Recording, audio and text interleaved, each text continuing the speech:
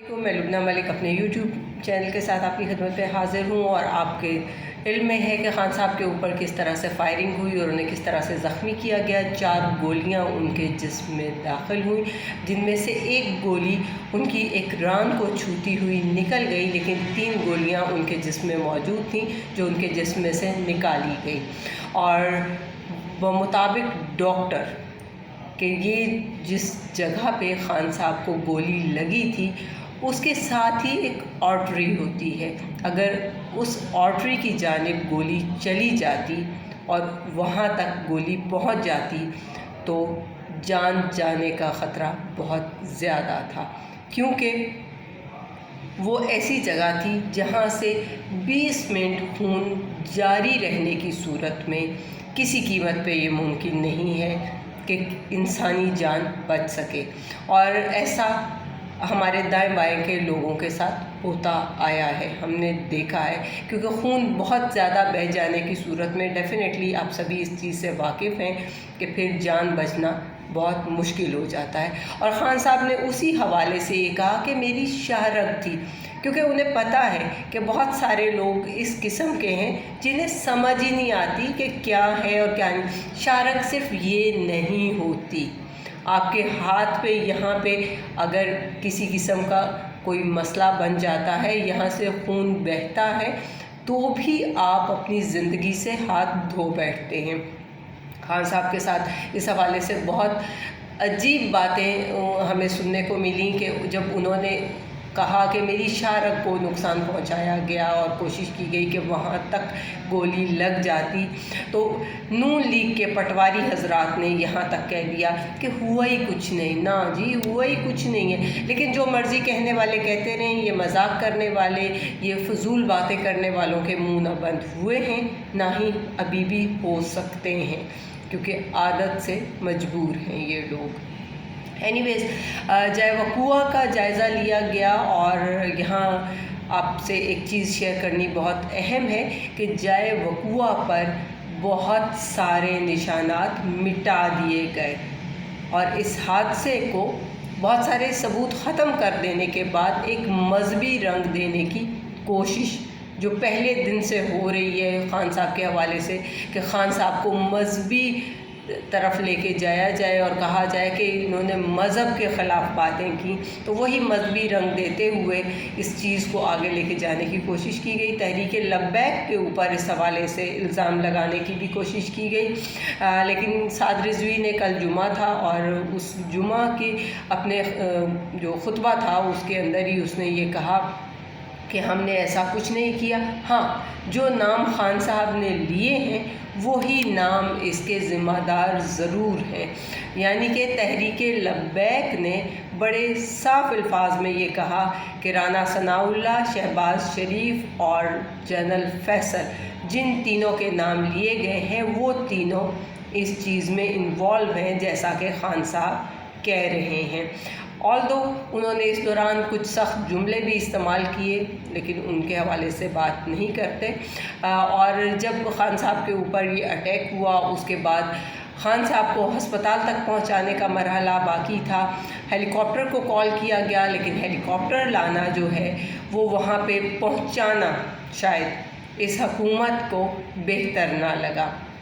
کبھی انہیں راستے میں کنفیوژن ہونے لگی کہ آپ لوگ ہیں کہاں پہ، کہاں پہنچے، حالانکہ بچہ اس چیز سے واقف ہے کہ خان صاحب کل کہاں پہ تھے۔ اینی ویز، اور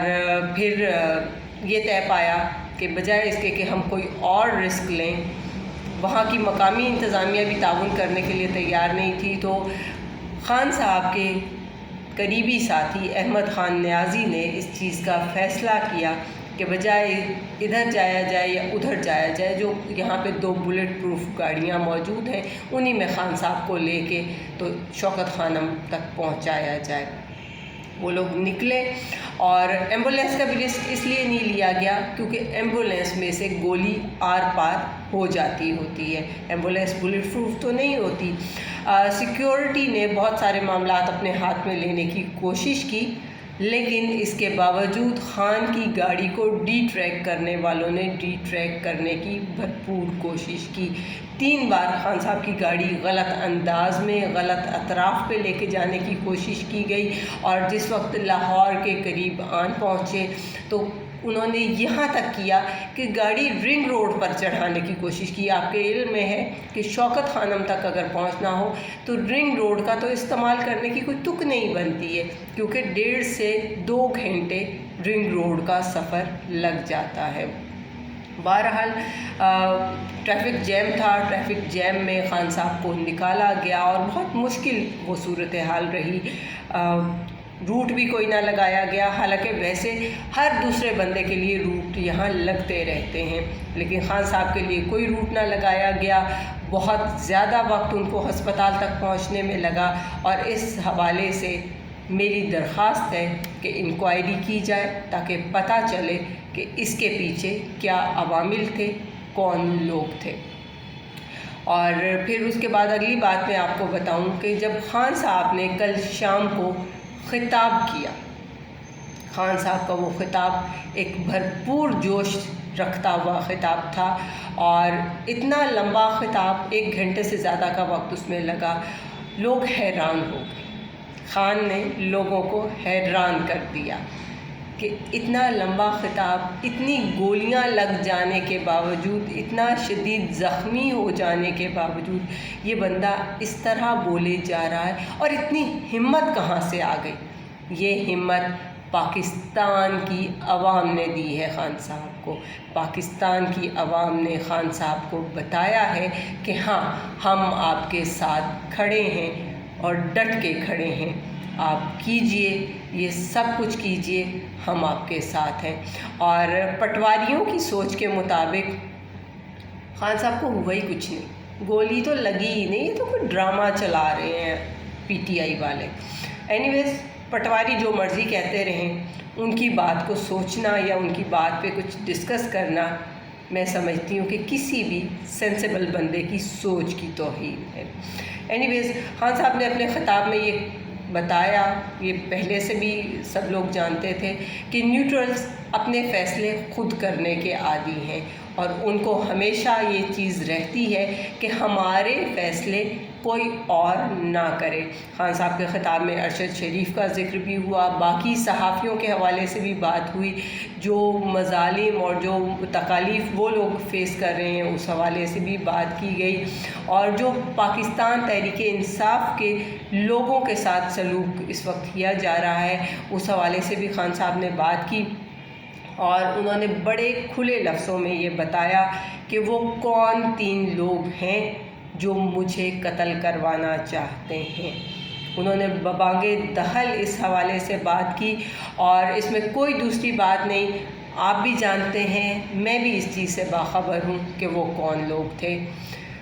اینی ویز، اگر یہ مطالبہ پورا نہیں کیا جاتا، لوگ یہ سمجھ رہے ہیں کہ خان صاحب نے جو کہا ہے وہ شاید صحیح نہیں ہے، تو کوئی بات نہیں، جب تک ہمارا یہ مطالبہ پورا نہیں ہوگا تب تک ہم اسی طرح سڑکوں پہ رہیں گے، ہم راستے بھی بند کریں گے، اور ہم ہر بات کا جواب اب ببانگ دہل دیں گے۔ جو ہم سے ٹکرانا چاہتا ہے آئے اور ضرور ٹکرائے، ہم اس کی ٹکر کا جواب دینا جانتے ہیں، کیونکہ ان لوگوں کو شاید یہ خبر نہیں ہے، ابھی بھی یہ تھوڑے سے ابہام میں ہیں۔ یہ میں بتا دوں کہ ہاں، تم لوگوں کو اب ٹکر کے لوگ ملے ہیں، جو تم لوگوں کی ہر ٹکر کو تمہاری طرف ہی پلٹ دیں گے۔ عمران خان زندہ باد، پاکستانی قوم پائندہ باد۔